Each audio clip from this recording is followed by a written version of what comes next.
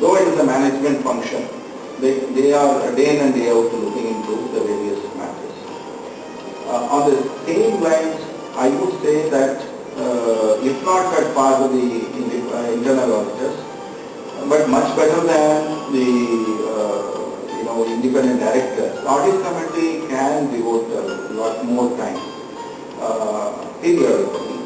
Right now, the audit committee is mandated to meet 4 times in a year. This can be even 6 times in a year, number one. Number two, it should not be a ritual of meeting just on the day of the board meeting. The audit committee meets for 1 or 2 hours and then everybody rush to the board meeting and then the board meeting gets stopped.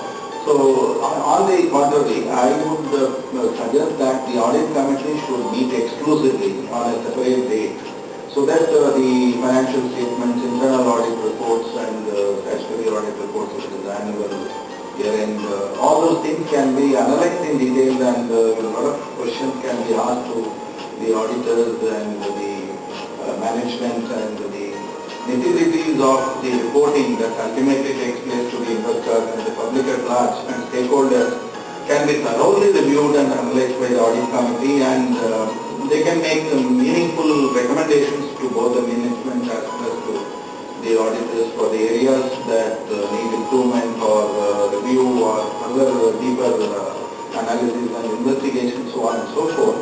So therefore, that could be an area where the periodicity of meeting and the duration of the meeting, and more importantly, the data that is made available to the audit committee. The agenda papers and the enclosures should not just be placed on the date of the meeting. It should be circulated well in advance, at least 10 days or 2 weeks in advance for the audit committee, chairman and members, so that they have adequate time to go through and come prepared for the meetings and give real contributions for the investors' interest and stakeholders' interest to be well protected.